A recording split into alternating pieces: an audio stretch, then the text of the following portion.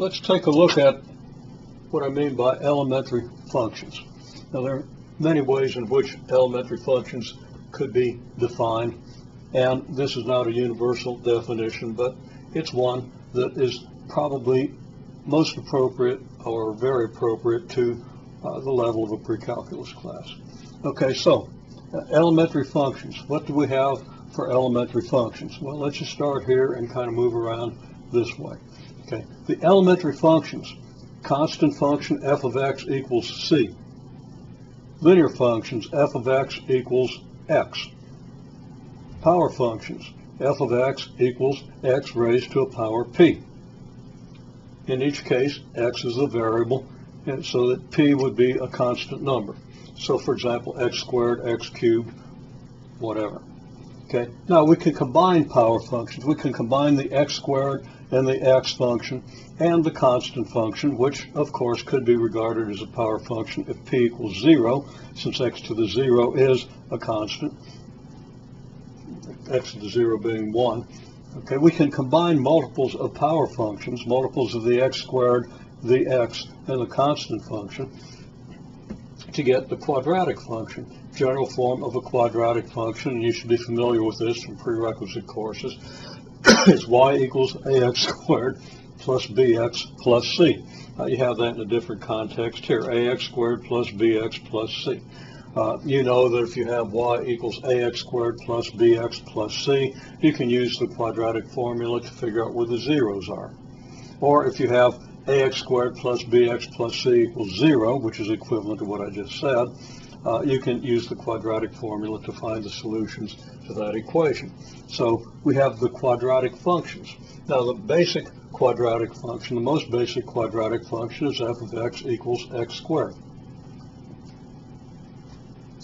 The exponential function. Now there are two different versions we can use for the most basic exponential function. One is just an exponential, the basic exponential function with base b is b to the x.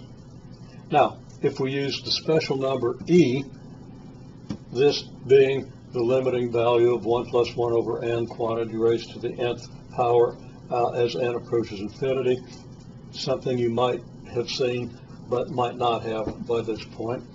You get this number e, which has very special properties and is the most natural base for the exponential function. If you don't understand what that means, that's okay. We develop it in this course. We don't assume that you understand about this number e, but some people do, so I mention it.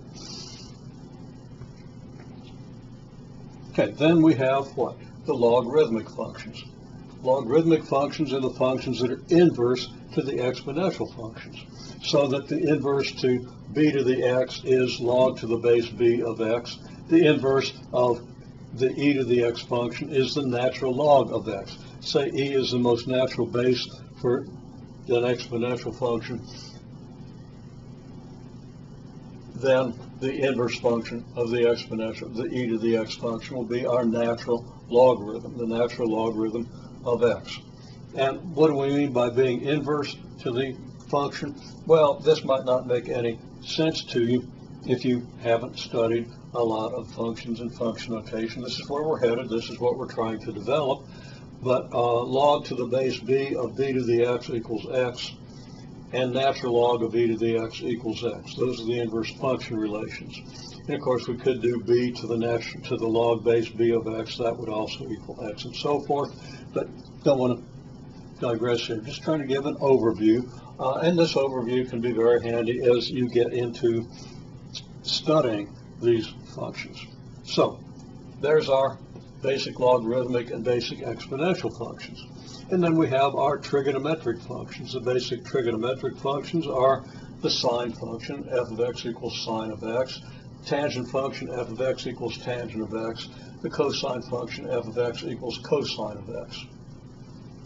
Then, in a manner analogous to the way the logarithmic functions are inverse to the exponential functions, we have the inverse trigonometric functions, which are extremely important if you're trying to solve a trigonometric equation, just like log functions are really important if you're trying to solve exponential equations. Exponential functions are really important if you're trying to solve logarithmic equations. So Now, I haven't talked about any of this stuff in yellow. These are the generalized elementary functions. I'll do that in a separate video. We also have the floor and ceiling functions. F of x equals floor of x, which means that if you take x and take the biggest integer that's less than x, that's the floor function. And the ceiling function, indicated by this notation, the function that gives you the smallest integer greater than x. These are functions that are important for many applications, important throughout the study of mathematics, important for study that doesn't go beyond pre-calculus. So we need to talk about these functions. I would not really include these, and most people I don't think would include these among your elementary functions, but they're important functions. And the absolute value function, f of x equals absolute value of x. This is actually a split definition function, as we'll see, and it's really a split definition function defined in terms of two linear functions, so it's not as elementary as we might say, but it's a very handy function to use to understand the way functions transform, the way they shift, the way they stretch, and so forth. So we're going to use this function as one of our basic functions, although it really does not fit the category of elementary functions. So the elementary functions are the constant, linear, power. The quadratic function is a combination of power functions, so it's not really an elementary function. I forgot to mention polynomial functions. Polynomial functions, quadratic function is an example of a polynomial function where you combine the second power, the first power, and the zero power functions to get the quadratic function. And the most fundamental quadratic function is just the x squared function.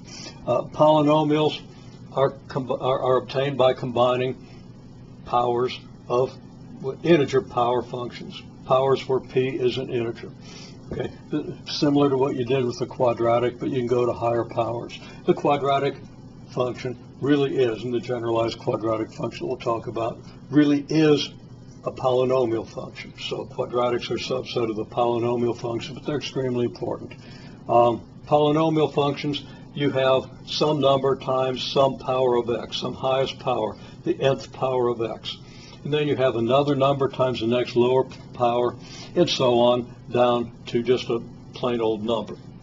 That's something you should be, at this point, familiar with. It's not a difficult thing to understand, but they can, of course, be pretty tricky to analyze.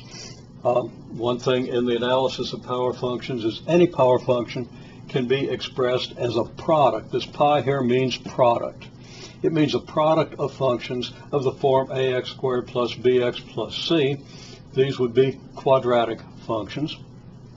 And in fact, these would be regarded as irreducible quadratic functions and linear functions, cx plus d. We know that if y equals cx plus d, for example, it's a linear function, a generalized function of the basic linear function with slope c and y-intercept d. Now I'm talking and referring to a lot of things that you probably don't have any inkling of, but as we hope to use this as kind of a focal point throughout the course, I'm throwing in little things that you will eventually understand. So you can kind of test your understanding by how well you understand a lot of the stuff that you don't understand at this point, or most likely don't understand at this point. Okay, and we also, once we know what polynomial functions are, we have rational functions, which are just polynomial function divided by another polynomial function. Okay, well, that's kind of a picture of the elementary functions. Again, constant, linear, power. Powers combine into these things that aren't elementary but are based on the elementary function. Exponential functions, logarithmic functions, trigonometric functions, and the inverse trigonometric functions.